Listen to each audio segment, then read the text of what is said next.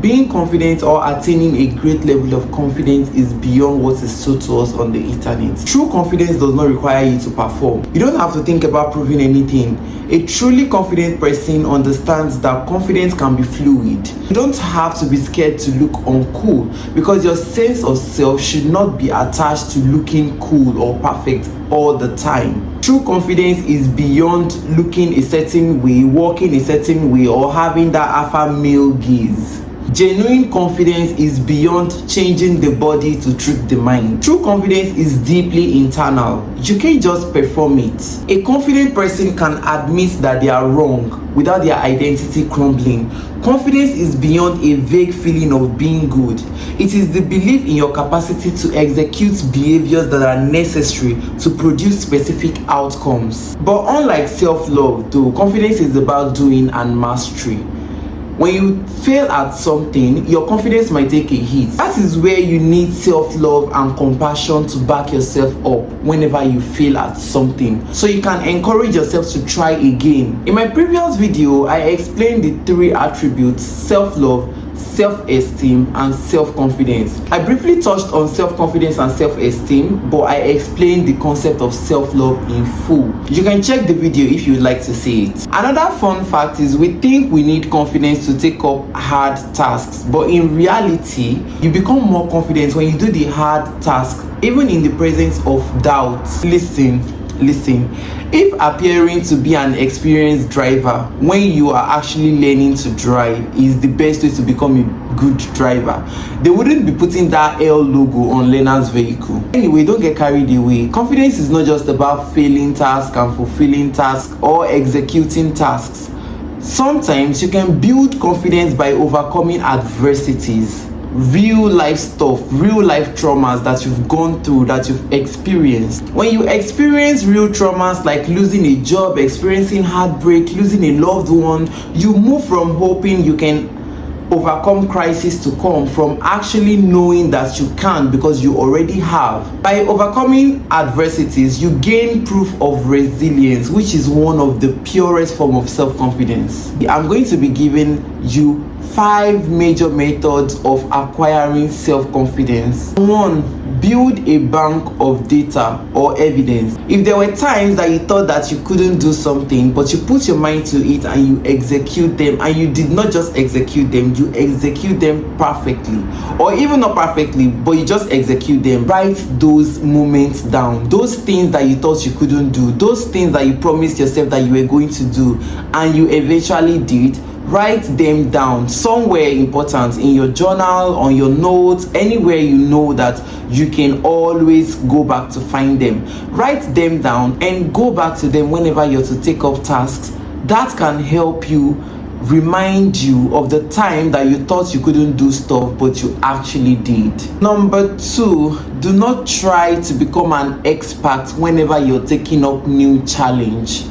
Learn to not rush at tasks or challenges head on, because when you think you want to execute everything 100%, you invite fear and discouragement. You can never just easily take up new challenges like that. Taking up challenges head on without proper evaluation will drain you mentally or physically, depending on the challenge.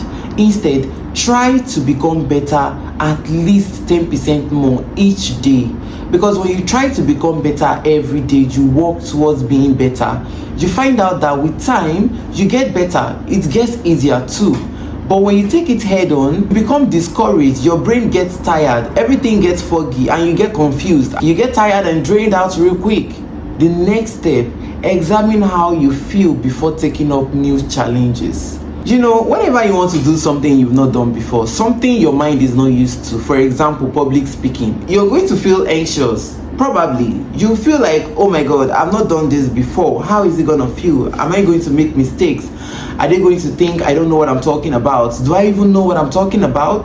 During those times, identify that feeling as your body trying to prepare you for what you are about to take up, that new challenge, that new task. Identify that feeling before you take it up. When you feel anxious and you're saying, oh my god, I feel so anxious, oh my god, I feel scared, your body recognizes it as scared. Your brain recognizes it as, oh, we are scared, oh, we can't do this, and you go out of control. But when you recognize that and you say, oh my God, I'm having butterflies because my body is preparing me for this challenge. I'm about to speak to these people, and I know that no matter how I try, my body is already preparing me. By saying those positive words, you are actually encouraging your brain to take up the task fearlessly. That anxious feeling that you feel before doing tasks that you've never done before, actually the same way you feel when you're excited about something. Instead of forcing your brain to stay calm, label that feeling as something positive that is closer to how you feel, which is the excitement. Say something like, oh, my body is preparing me for this new task I'm about to take on. I am going to perform my best because my body is already preparing me for this task. Straight to the last step, practice intellectual humility. I was one of those people who used to think saying I don't know means I am less efficient. It means people will look down on me intellectually. They will think, oh, I don't know anything. But it is not true. In fact, the wisest person in a room is the one who pretends they don't know, even when they know. Because when you admit you don't know, especially when you truly don't know, you ask questions. When you're confused, when you're lost, when you don't know things, you say, I don't know. So they can clear things up for you, rather than pretending you know and looking stupid or living without knowing nothing. A truly confident person can say, I don't know, and not be scared to look stupid. Those are the major steps of acquiring self-confidence. That is all I have to say today. See you in the next video, because in my next video I'll be talking about self-esteem. I'm deeply discussing these three attributes: self-love, self-esteem, and self-confidence. I have talked about self-love and just talked about self-confidence, and the last one will be self-esteem, because honestly a lot of people mix them up. They mistake self-love for self-confidence, self-confidence for self-esteem. So when you learn about these attributes and understand what they mean, it is easy to apply them. And I'm not just talking about them, I am also giving ways to practice and acquire these attributes.